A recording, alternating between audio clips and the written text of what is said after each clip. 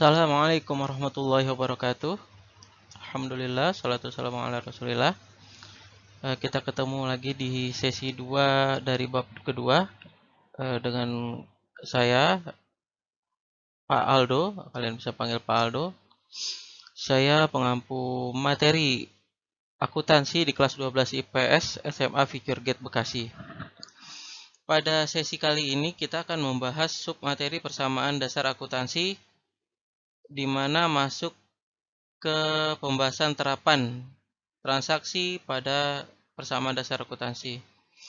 Modul sederhana ini kita tujukan bagi para siswa SMA kelas 12 jurusan IPS yang saya banyak kenal baru mengenal mata pelajaran akuntansi di kelas 12 IPS ini, dan juga tidak dibatasi bagi mereka, juga bagi khalayak umum yang ingin ikut mempelajarinya dipersilahkan. Semoga ini menjadi ilmu yang bermanfaat bagi kita semua. Kita masuk ke pembahasannya. Terapan persamaan dasar akuntansi pada neraca dan transaksi. Jadi ada beberapa materi yang kita bahas sekaligus. Di akuntansi dikenal itu persamaan dasar akuntansi yang pada banyak literatur tulis aktiva itu sama dengan pasiva. Apa itu aktiva, apa itu pasiva? Aktiva dan pasiva ini penamaan pada kelompok.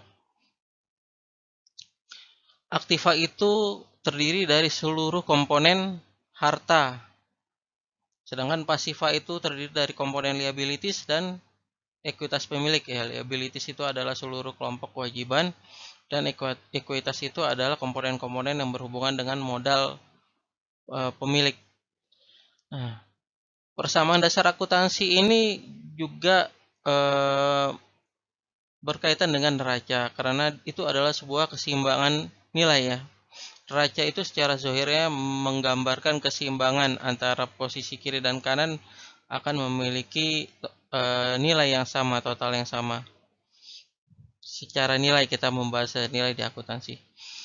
Lalu struktur dasar akuntansi itu kita ketahui bahwa ketika entitas usaha memiliki hak atas harta gitu. Jadi entitas usaha ini mendapatkan harta, dia mencatat ada pemasukan harta, akan disertai dengan kewajiban di sisi lain. Nah, kewajiban di sisi lain ini bisa berkaitan dengan harta juga atau berkaitan dengan sisi pasiva. Itu kita akan memahaminya sembari berjalan di praktiknya nanti. Lalu ini adalah konsekuensi dari konsep double entry, bahwa setiap transaksi keuangan akan mempengaruhi sedikitnya dua akun. Dua akun ini minimal berarti ada dua pencatatan. Dan minimal atau sedikitnya dua akun ini berarti ada transaksi yang bisa berkaitan dengan lebih dari dua akun, 3 ataupun 4 akun.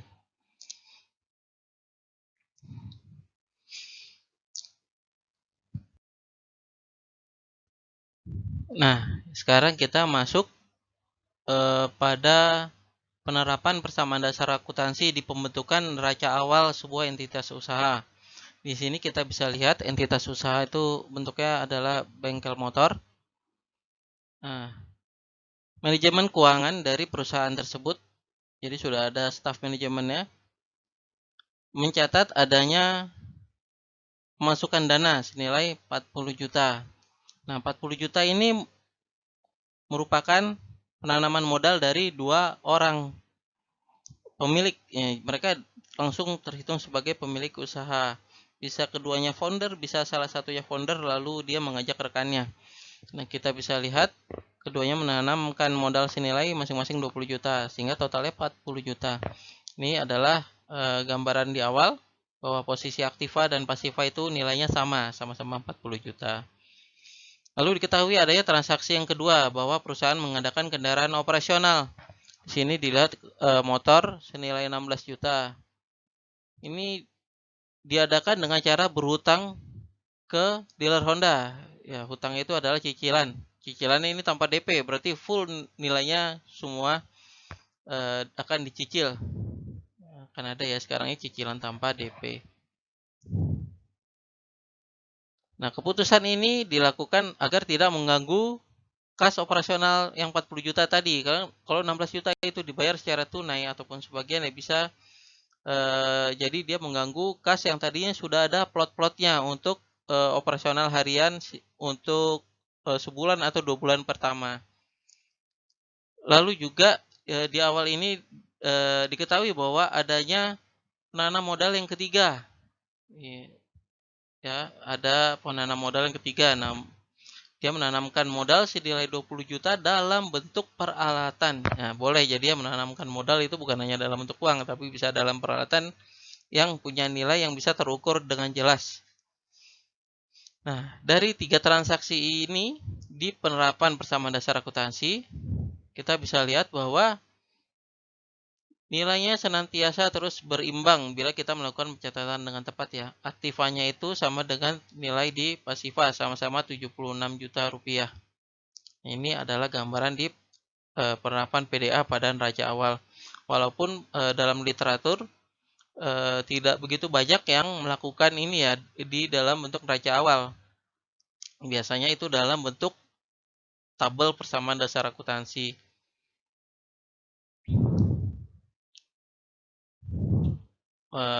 Namun kita bisa lihat bahwa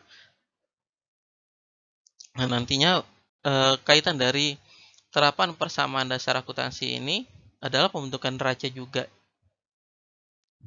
Ini adalah terapan dari transaksi neraca awal tadi dalam bentuk tabel.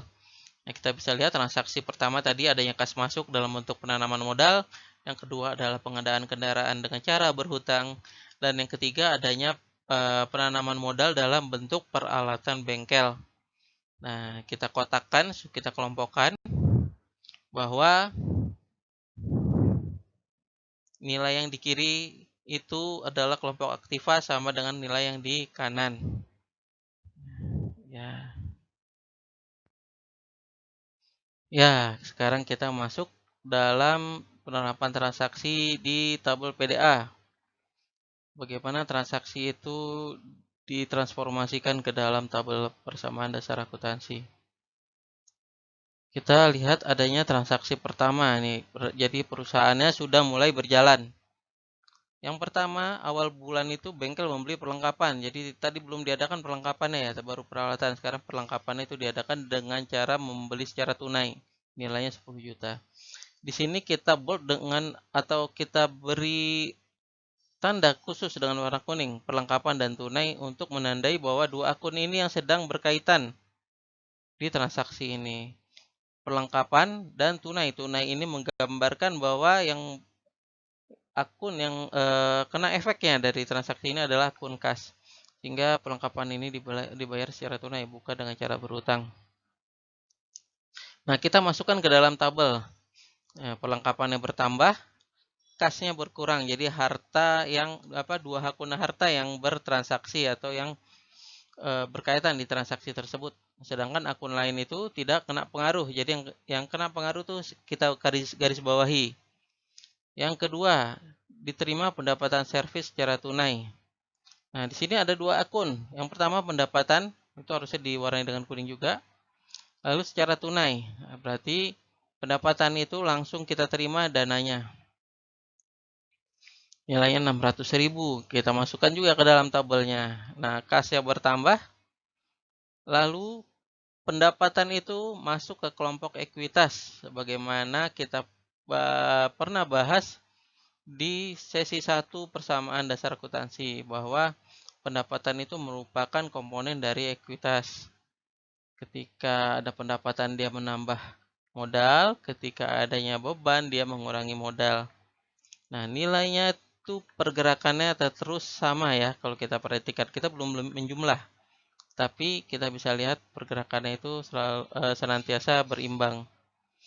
Di transaksi ketiga, nah di sini disebutkan perusahaan itu mengirimkan faktur. Jadi ada jasa servis itu sudah selesai dikerjakan, lalu perusahaan itu mengirim faktur kepada kliennya. Di sini disebut PT ABC. Nilai jasanya itu 3,6 juta. Nah, disebutkan faktur. Faktur itu adalah tagihan. Jadi si PT ABC ini belum membayar sama sekali. Ya, jadi dia sistemnya dengan berhutang ke perusahaan atau ke bengkel. Nah, bengkel mencatatnya sebagai piutang. Piutang adalah kelompok harta yang logikanya bahwa dananya itu ada di si kliennya, walaupun dia belum mendapatkan ya, tapi dia punya hak atas harta tersebut. Kita masukkan ke tabel PDA ini.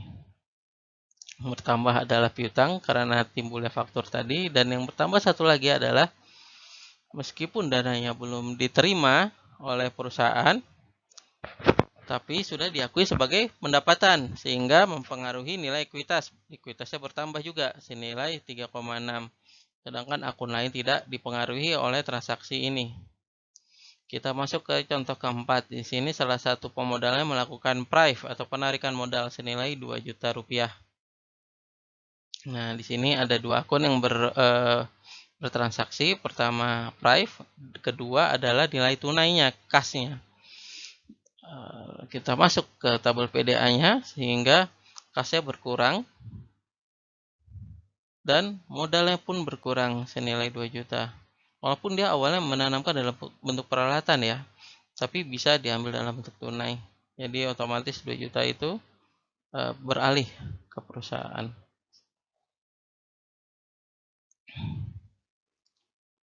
Nah, transaksi kelima, akhir bulan perusahaan mencatat adanya,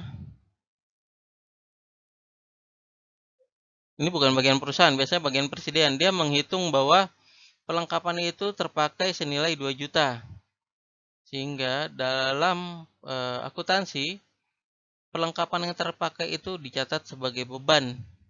Jadi harta yang terpakai itu bisa dicatat sebagai beban. Di sini dua akun yang berkaitan yakni perlengkapan juga beban, bukan kas. Jadi nilai 2 juta ini bukan berkaitan dengan kas, tapi berkaitan sebagai beban.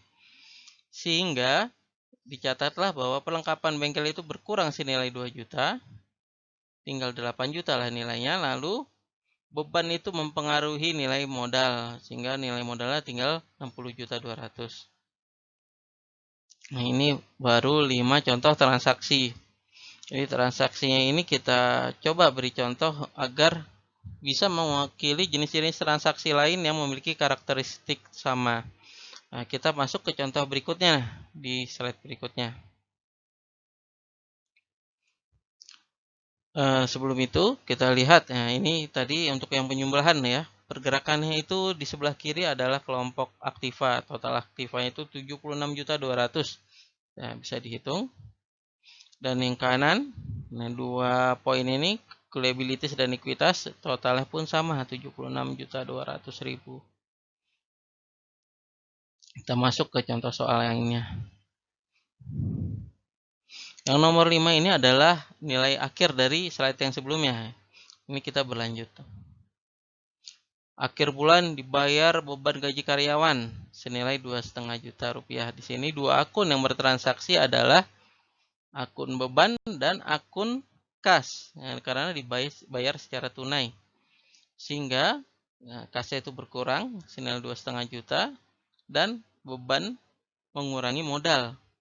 Ya, beban bertambah, modal berkurang gitu ya bahasa rumusannya.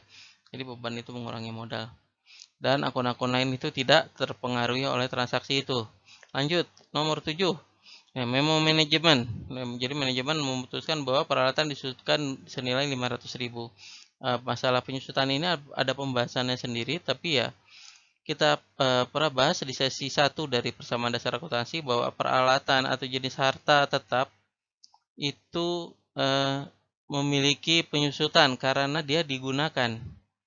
Itu logika ya, logis sekali gitu. Kendaraan, rumah itu nilainya menyusut selain tanah ya. Itu dia menyusut, nggak dipakai pun menyusut apalagi digunakan.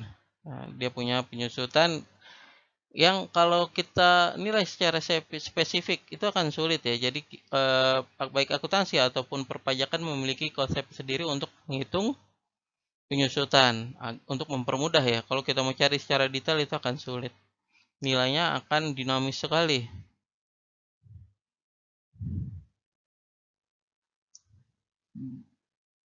Nah, ini transaksi ini di nomor 7 dia menambah nilai akumulasi penyusutan peralatan dengan tanda kurung. Kenapa tanda kurung? Karena dia nanti di akhir periode akan mengurangi nilai dari peralatan tersebut. Nih, peralatannya akan berkurang. Yang tadi 20 juta itu akan berkurang karena adanya akumulasi penyusutan tersebut.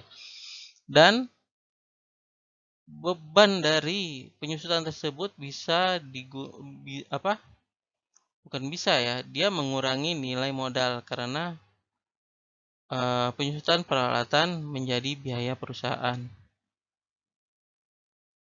Jadi harta itu ketika menyusut bisa dibiayakan. Sama dengan perlengkapan tadi, ketika terpakai, apa yang terpakai itu bisa dimasukkan ke kelompok biaya. Kecuali perlengkapan tadi tidak dinilai sebagai perlengkapan, tapi sebagai persediaan juga. Nah, ini mungkin kita pernah bahas bahwa adanya, kalau secara literatur, bengkel itu dianggap sebagai murni jasa.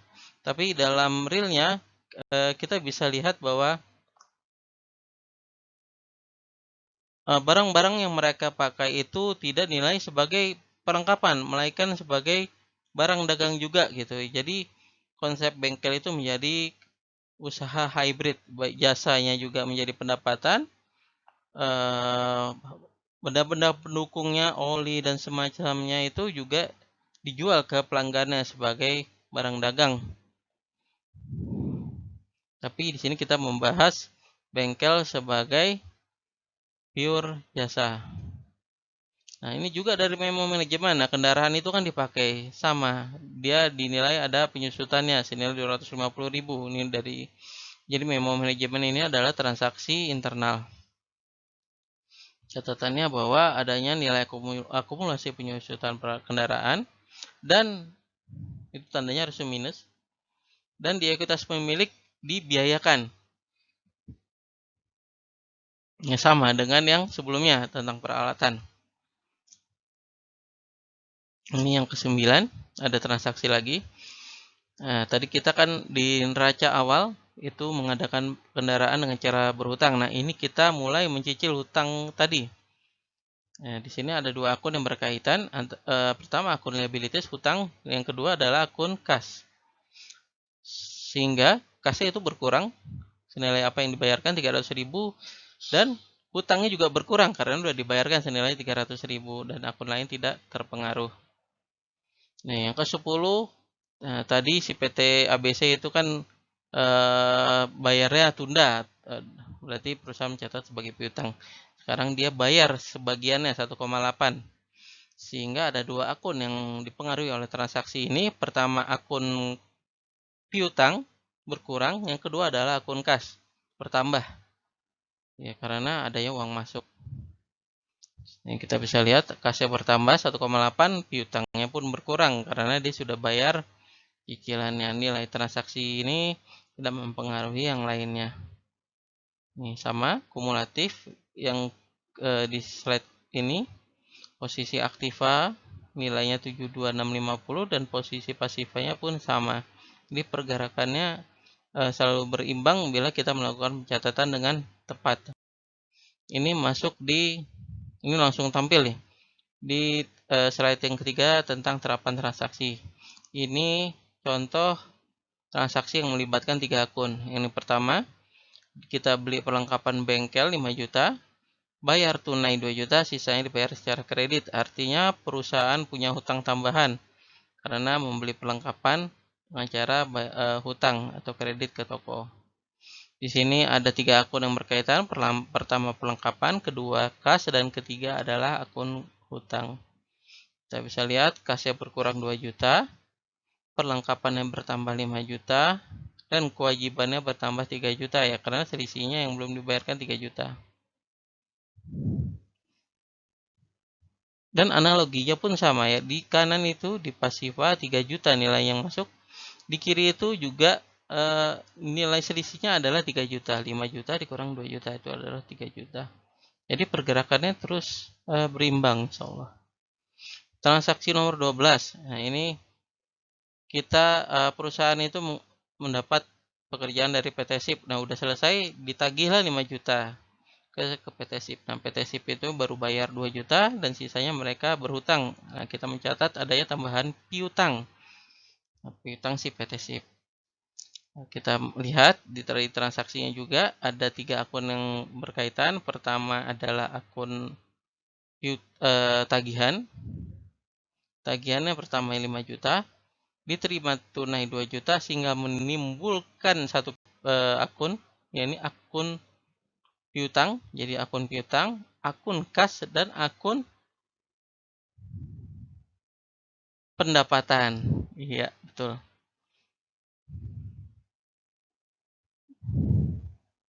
Nah, akun pendapatan ini mempengaruhi ekuitas pemilik, dia menambah modal. Lalu piutang tadi bertambah senilai 3 juta karena yang dibayarkan baru 2 juta masuk ke kas. Nah, totalnya pun terus bergerak seimbang antara aktiva dan pasivanya. 80.650.000 rupiah. Nah, kita secara singkat ini melihat bagaimana laba rugi sederhana yang terbentuk dari transaksi-transaksi tadi. Nih, di kelompok pendapatan. Nomor itu adalah nomor soal ya, berkaitan dengan nomor soal. Ini pendapatannya diketahui adalah 9,2 juta dan biaya usahanya juga sama, nomor itu nomor soalnya. Diketahui total bebannya adalah 5.250.000. Lihat beban penyusutan peralatan, penyusutan kendaraan, dan beban perlengkapan dihitung sebagai biaya usaha. Nah, diketahui di sini laba usaha di bulan pertama itu adalah 3.950.000.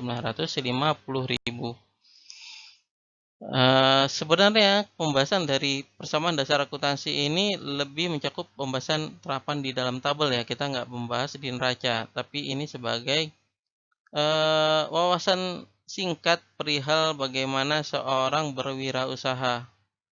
Ya, dia bisa melihat bahwa catatan-catatan tadi membentuk resume laba rugi. Ketika resume laba rugi ini sudah terbentuk, kita juga bisa membuat resume neraca akhir bulan periode pertama. Nah, seluruh resume dari transaksi tadi termasuk perhitungan laba rugi kita akan pindahkan ke neraca akhir di periode pertama atau bulan pertama usaha tersebut. Kita bisa lihat bahwa seluruh transaksi tersebut mempengaruhi neraca.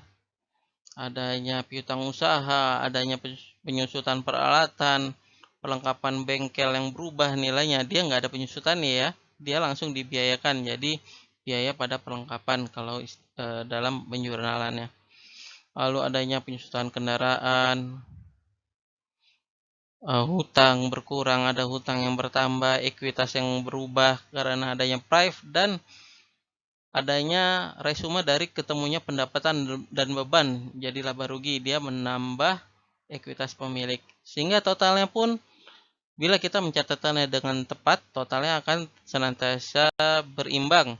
Aktiva di sini totalnya adalah 80.650.000